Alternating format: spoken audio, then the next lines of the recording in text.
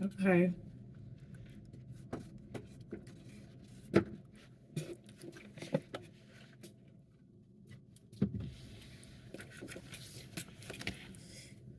Let me just adjust my queen. Come on, queen. Adjust your crown. We'll need all of that. I wear my Nefertiti chain. Okay. Maybe when my mother returns, I'll apologize to her about throwing a tissy fit because I couldn't um, manage time the way I wanted to.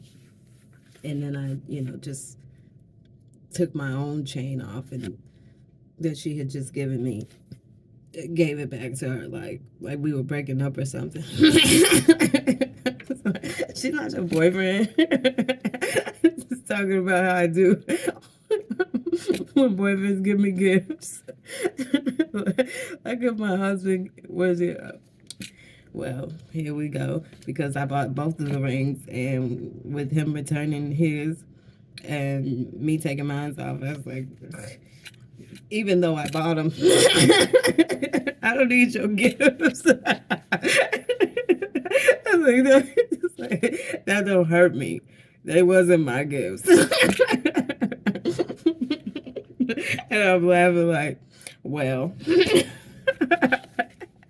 so so even that's how I am too. Even gifts that I buy, when I get in my tissy fits, I'm like, well, I don't need anybody's gifts.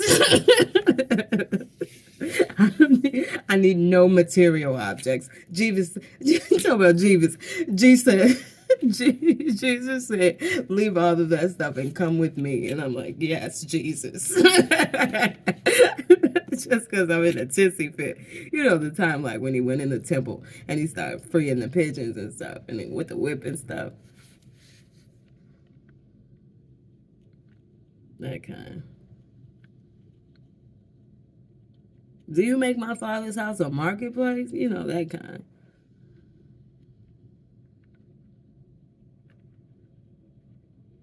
He was so upset. I mean, I wasn't there, but the way that it's been portrayed is that was like the time when we saw the man. We saw Son of Man that time. He was like, and he had the Son of God energy to back it up. It was like, and the narrator was like, they wanted to arrest him. I was like, oh, well, what is stopping them? And then I finally figured out it was the Son of God energy. He was protected by something greater than whatever they were trying to do, and they knew that they couldn't do anything about him because he was a real one.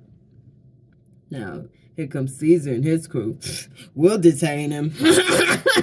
like they have no respect for God. Pilot him. We'll detain him. Yeah, just put it off on us. Yeah, because you saying you can't touch him because he's real. And you can't go against your brother. You're your brother's keeper. But us, we ain't from you. I'm like, listen, that's the same type of petty energy that's going on right now. We being petty with one another. Like God isn't all for all of us, And anybody that's protected like that should know. God's for all of us. So when you go in there, you might feel like you're not wearing the right skin or you don't have the right level of education to back up what skin you're wearing. I'm sorry. It's just petty to me. After all of these years, y'all, that is the most petty thing we could do to separate ourselves by culture, class, and really content. What's inside of us. Like, if we're going to separate, let's separate because the tectonic plates moved us. Everybody on this side, woo, woo, let's do it. I was like, what didn't we get about that? If the tectonic plates moved you and you ended up in a certain region, that's the region that you're supposed to like be like, yeah, I protect this region. Everybody in this region is mine, you know. So if you don't have a body of water between you, your neighbors, you love thy neighbor. Now the big body of water divisions, that's the one we had to come over. I was, well, hey, ambassador, you just because you crossed a huge body of water and you don't know exactly what was in that land. That's not yours. and so, so whatever was in that land that raised those people, that's what they know. That's what their spirit of God communes with. As yours doesn't. so, and I'm not saying it's not a doable thing, because Jesus showed us that it's doable to cross a body of water and be able to get a believer out of a person who was maybe outcast or exiled from their own people. So he says, yeah, you can find love across the big bodies of water. That's not like something foreign. I want you to show me. You know? Show me that I can find love anywhere. Because it's spiritual. It's not about all of those silly petty things that we try to make it about. Like, that's why I put on so many different looks. Call them looks. I'm coming to myself. But it's because, you know, it's petty. It's really like, look at these ponytails. I'm being so petty with myself right now, because I know that I would not want to be like out with two different color scrunchies. But when I think about it, purple and red kind of do something cute. I'm like, you know, I've seen people there's a certain like group of ladies that do purple and red. So, you know, when I put purple and red on my head, I'm like, that's kind of like that. But I'm not, you know, I'm not affiliated, but I remember reading about how they were like marchers. They were movement people. And so I thought that was awesome. At first, I just thought they were women who like to party in purple and red. But then I read about their history, and I'm like, okay, yeah, that's awesome. For sure. I've been trying to pick up on some Las Vegas lingo. My male guy's like, for sure, for sure. And I'm like, okay. That sounds cool. Cool. Yeah. He was a for sure, cool guy. And it was nice to meet him. Speedy delivery.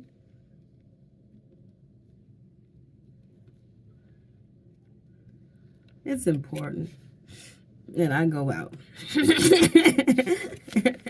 and commune and commune with the major players of the community. These are major players, because these are some of the players that you see all the time, right?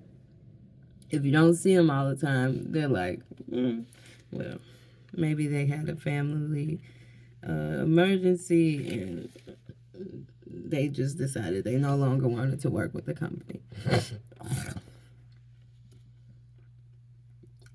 I can accept that. If I can't, my whole perspective is whack. Maybe they love me when I fade to black. And you can't fade to black if you're already black. So that's just for Hova. Are you a black guy? No? Maybe a little bit. You were born in Cuba, weren't you? I knew you were Cuban. I said, he's been pretending to be black all along. Yeah. It's just like what that dude said about Trevor Noah.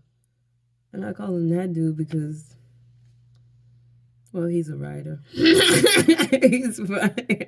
But, you know, this is what I can say about writers. we know that we can come up with stuff, but our timing might be like deadpan. It's like the bread on the pan. Like, this is just what I come up with. If somebody else says it, it might land. He's super smart. And I was like, I'm laughing at that stuff. But I'm not laughing so hard that I'll remember your name.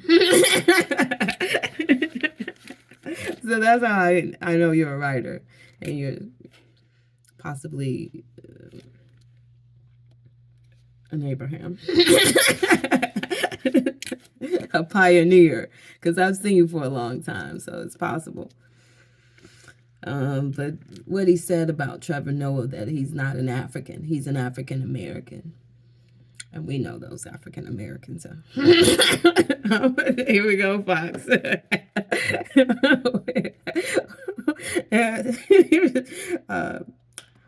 Special reporting from Fox. I'm your correspondent, TaTa. TaTa just received some information about African Americans not being completely African. And from what we've seen, they're not very American either. They're talking about the recession has nothing to do with them. Well, I'll tell you something, African Americans. The recession is mostly about you. As a matter of fact, you're experts at a recession. Let's patch in some African Americans who've been living all of their life in a recession. No, excuse me. This is supposed to be cyclical, meaning that it ends at some point. How long have you been in a recession, African Americans? Well, it looks like for 400 years. I mean, before the 400 years, I had gold. I had my own pyramid. I had my own country. I had my own bevy of servants. Before the 400 years, I didn't wear skull caps that made me look like my head was cold, and I had to cover up my third eye. I wore jewel, like you see the glitter in this. My crown was black, but all of these jewels in here was real gemstones, and it was for real, because what we would do was these are called black diamonds. And it's only a certain rock you could get these out of. Okay, that's enough of that, African American. We get it. You were really flossy before the 400 years. But why don't you tell us about what it's like living in a recession so that the rest of us can survive? Oh, y'all need help surviving? Because the economy not doing what y'all was doing with it before, where everybody just buy what they would, throw it in the bag. It ain't like that no more. All right, well, here's some survival tips that you could take me up on. Survival tip number 5. Excuse me, African American. Can you count? You start with number 1. Hold on, TaTa, you tripping, baby. I'm counting down like a letter man. Oh, really? So you think I'm tripping just because I'm a Fox News correspondent? That's completely, absolutely African American. I promise. All African Americans think Fox correspondents be on one. And Drake will tell you all about what that means. It means you go 0 to 100 within 60 miles per hour in your Lamborghini in the right lane of Las Vegas. That means you're far right. If you're an African American who drives a Lamborghini in Las Vegas, you're definitely on the far right. I was like, man, I don't know, y'all. Like, all I can tell you is that's funny. It's like, and then like do this. I don't even know what I was supposed to be helping y'all with. Grocery shopping. I'm like, wait. I was like, all right, give me that thing back. Give me that, when y'all had to try to convince me that I didn't need it or whatnot. And then I looked around and like, all of the people that I believe, didn't want me to have it, they sit up here trying to figure out like, okay, this really cost this much. I mean, it costs this much now because we were really, and excuse my French, piss poor with money management. And here's what I can say about it. We're doing better. I know I am personally because I'm paying attention. I'm thinking like some of these stores are overstocked and we just need to drop the prices because we don't need this much on the shelves. If people are not eating that much, that's actually a plus. But if it's just because they don't have the money to eat that much, well, we need to find the ratio of neighbor or people in the community towards how much stuff is on the shelf. If I see a lot of stuff on the shelf, I'm going to think, huh, Americans. And depending on what I see on the shelf, I'm going to think, African Americans. And I can talk very liberally about them because guess what? I got these little, fake ponytails in my head. I got a scully on. I got on, a queen, little bra top or whatnot. I got a mom, mom and pot belly out. I got month-old pedicure on my toes, and I'm not even tripping on none of that stuff. Let me pull up my shrug. I'm not tripping on it. What I am tripping on is healthcare, though, and I'll tell you why. Because I trip over my own hammer toes, and these things mess up. I'll tell you the truth. Hammer toes. If you have hammer toes, it throws off your spinal thing. It throws off the way you walk, the way you hold your posture. That means that your bones have curved, and it messes with the nerves. Yeah, because now your bones are not flowing the way that they're normally supposed to, and they're pressing up against certain nerves in your system. So, you'll notice that all of that is connected. People with toes, feet like this, they may have posture or spinal issues because they're trying to recalibrate their nerves. And all of that, when I say nerves, think pain. It's a spectrum. There's things that you can do to your nerves that can relieve it and be like, ah, that's awesome. There are points in the body that are buttons of endorphin awesome. And then on the other side of the thing, swinging the pendulum, there are points in the body that if you penetrate that, it sends an electro shock and you feel it from the head to the feet. So I'm tripping on that. Because I can't walk. Look, I'll be like, officer, yes, I put a little bit of extract in my coffee. and yeah, I could probably drive because driving is you just sitting there. I said, as long as my vision isn't obstructed, I can definitely drive. But walking, no, you're going to be like, what is she doing? And sometimes I'm training for soccer, yes.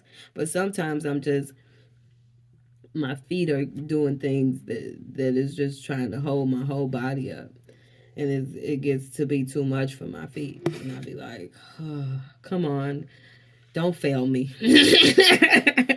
I'm, I'm still trying to be active, but I like to just rest for a minute, I don't want to be on my feet all day. But I used to. I used to have to be on my feet for longer periods of time.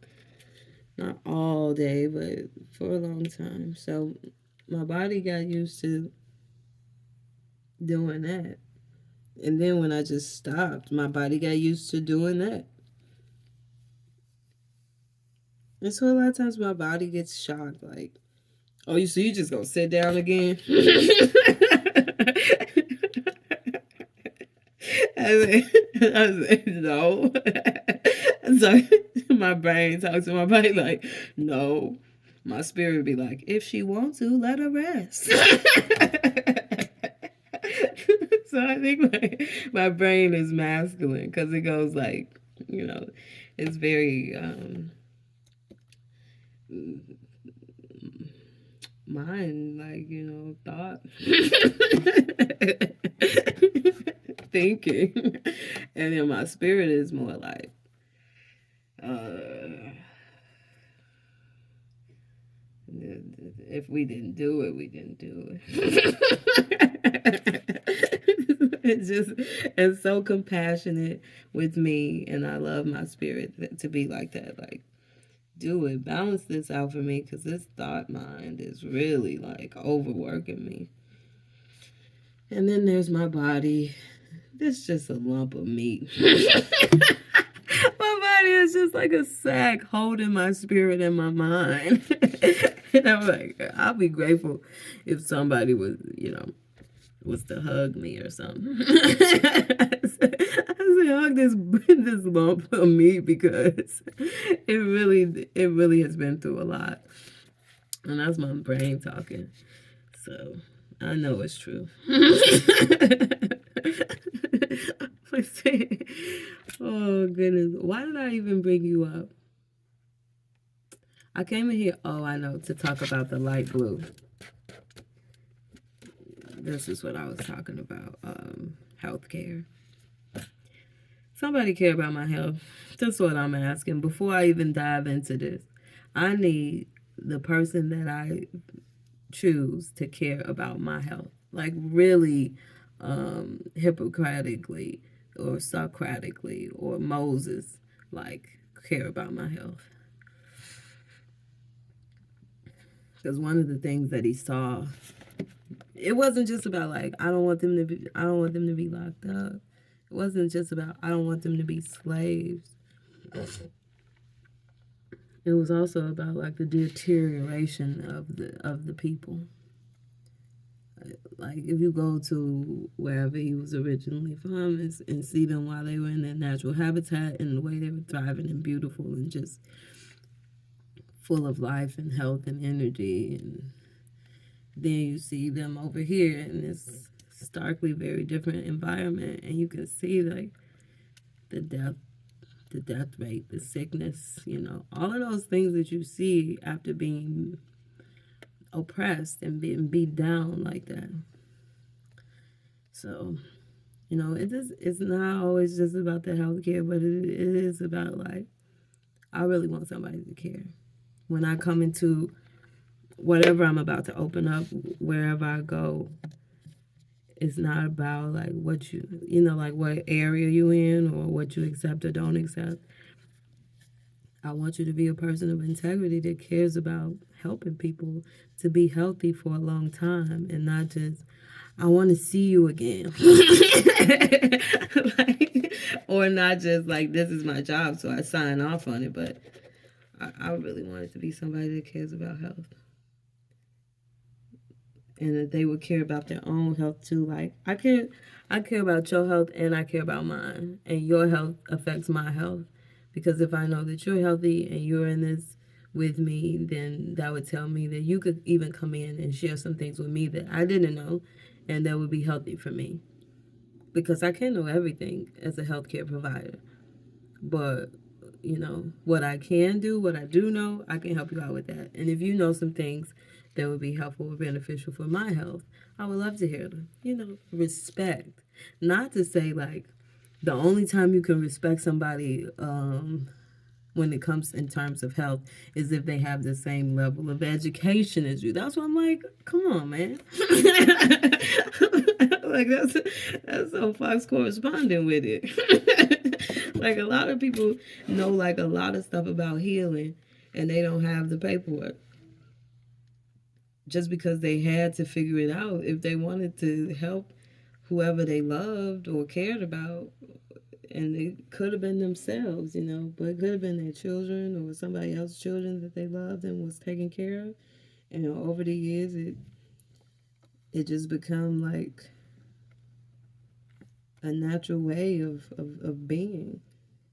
And it had nothing to do with like getting paid or recognition.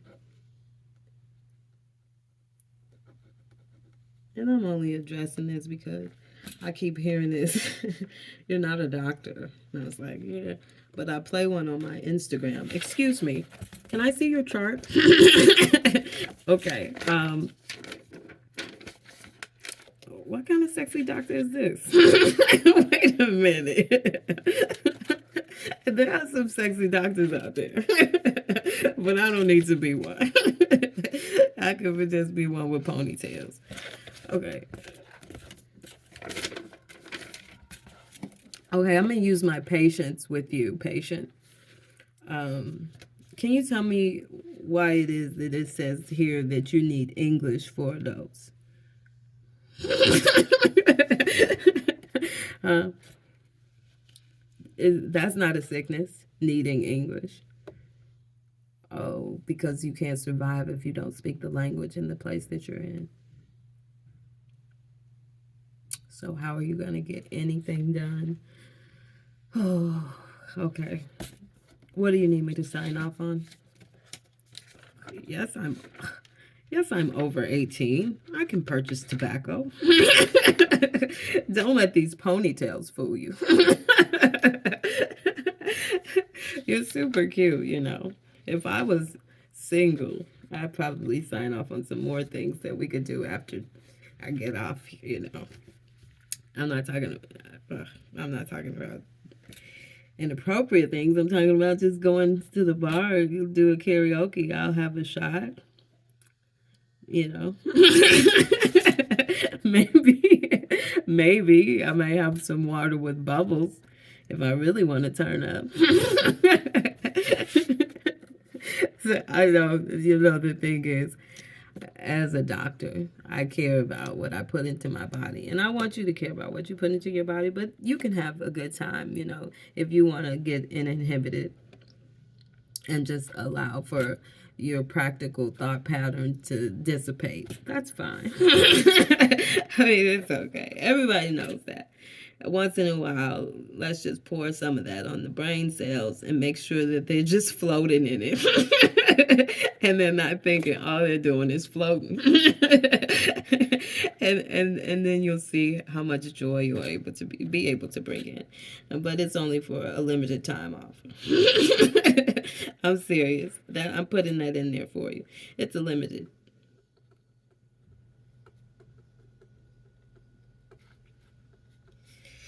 Okay. Most of the things that you need here. Oh, it says here you need to start with a book. Okay, so look, if you want just simple A to Z in health, I can create that for you.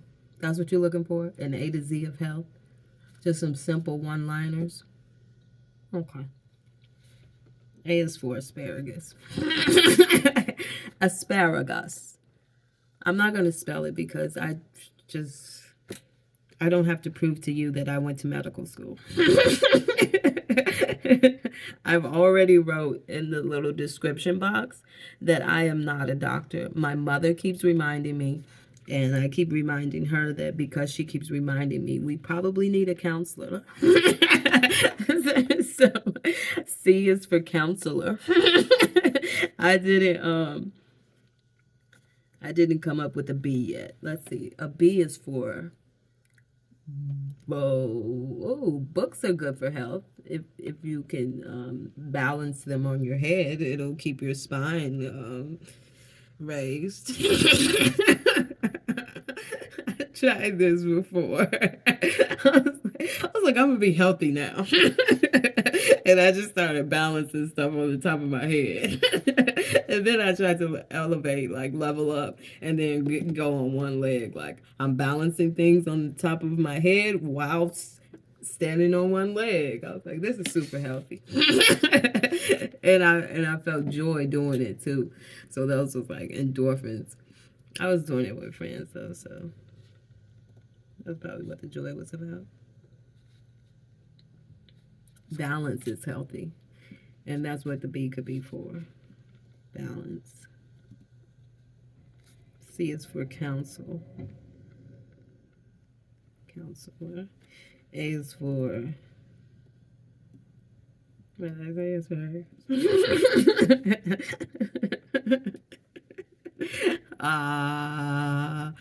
Saying traditionally is supposed to bring in some health property. No one knows it, but the vibration of multiple times is supposed to bring in healthy properties. Supposedly, you know. As you know in the description box, I am not a doctor. I only play one on Instagram. Now, I'm being paged internally so, to go and take a nap or just lay my body still because I just exerted and I'm going to feel it. So that's all the time I have for you as a Fox correspondent. TaTa signing off. TaTa.